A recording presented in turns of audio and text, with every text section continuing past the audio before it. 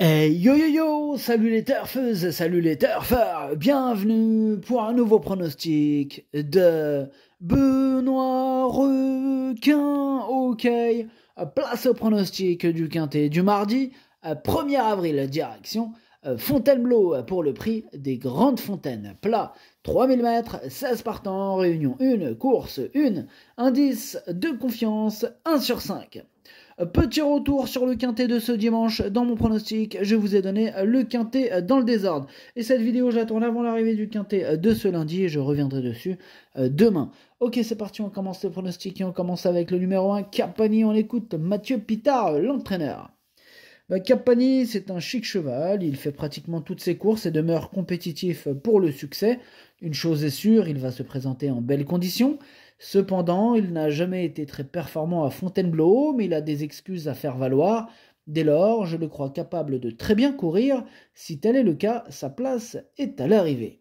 Sa place est à l'arrivée, nous dit Mathieu Pitard. En tout cas, ce numéro 1 me plaît beaucoup. Moi, je l'ai mis 5e. On passe au numéro 2, Tic Tac. On écoute Henri-Alex Pantal.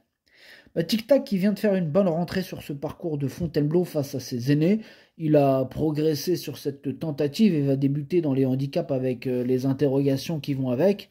Il faut voir s'il est compétitif à cette valeur. Ouais, on va bien voir ce qu'on va voir. En tout cas, moi, ce numéro 2, je pense qu'il peut faire mal. C'est pour ça que je l'ai gardé aussi haut. Je l'ai mis 4e. On enchaîne avec le numéro 3, Black Hawk. Je l'ai pas retenu, c'est un regret. C'est mon deuxième cheval de complément en cas de non partant. On passe au numéro 4, Shelby. On écoute Miguel Alonso Roldan. Bonjour Miguel. Si, buongiorno. Shelby reste sur une bonne performance et sa forme est toujours excellente.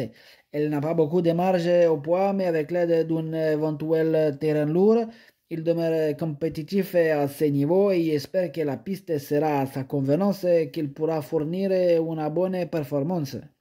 Ok, merci Miguel Alonso à Roldan. Ce numéro 4, lui aussi, me plaît bien. Faites attention à lui. Hein. Moi, je l'ai mis 6e. Bref, on enchaîne avec le numéro 5, Sunfast. C'est mon gros regret, ce numéro 5. C'est lui, mon cheval de complément en cas de non partant. Attention possible, cassage en vue.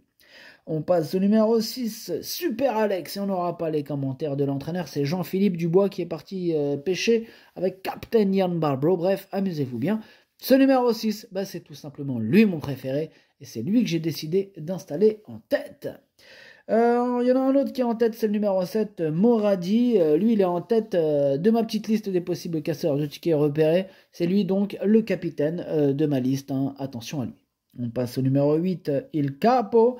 Alors lui aussi est sur la liste, mais en plein milieu de la liste, hein, juste derrière le capitaine du coup. C'est son assistant, on va dire. Bref, on passe au numéro 9, Act of Wisdom, et on écoute Édouard Montfort. Act of Wisdom, il a un bon comportement depuis qu'il est arrivé à l'écurie. Après sa deuxième place à Deauville, il nous a montré qu'il pouvait encore s'imposer. Là, dernièrement, ce n'était donc pas une surprise. Hein. Cependant, il s'est un peu repris une fois devant, raison pour laquelle il sera muni d'œillères australiennes pour l'aider dans sa tâche. Bon, bien que pénalisé au poids, je le pense en mesure de bien se défendre. Ok, merci Edouard. Ce numéro 9, il fait partie de mes préférés. Hein. Je l'ai mis sur le podium à la 3e place. On passe au numéro 10, la Templière. On écoute Michael Delzangle. La Templière, elle a fait une petite rentrée, un peu en demi-teinte dernièrement, mais elle devrait courir en progrès. Quant au terrain, j'espère qu'il ne va pas trop se raffermir. Ouais, j'espère aussi. Moi aussi, je pense qu'il va courir en progrès, ce numéro 10. Je l'ai gardé en toute fin de combinaison. Par contre, le numéro 11, Lorenzo de Medici, lui, je l'ai pas retenu, j'en ai préféré d'autres. Tout comme le numéro 12, lui non plus. Ce numéro 12, c'est Kingdom, lui non plus, je l'ai pas retenu, hein, j'en ai préféré d'autres.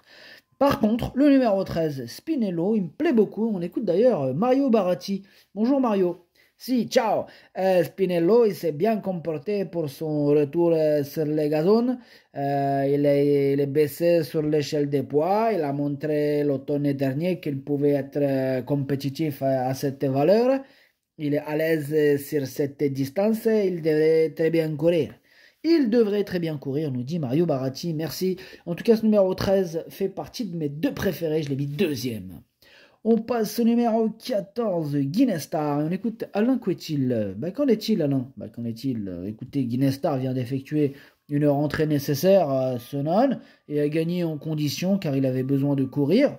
Il revient dans les handicaps, une catégorie dans laquelle il s'est déjà bien comporté.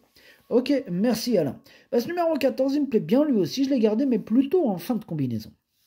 À la différence du numéro 15, Day Off, lui par contre je ne l'ai pas du tout retenu. Et on termine avec le numéro 16, Auteur. Lui non plus je ne l'ai pas retenu, mais il est à l'arrière de ma petite liste des possibles troubles faits. Le pronostic ça donne 6, 13, 9, 2, As, 4, 14, 10. Merci d'avoir suivi cette vidéo. N'hésitez pas à mettre un pouce bleu si la vidéo vous a plu.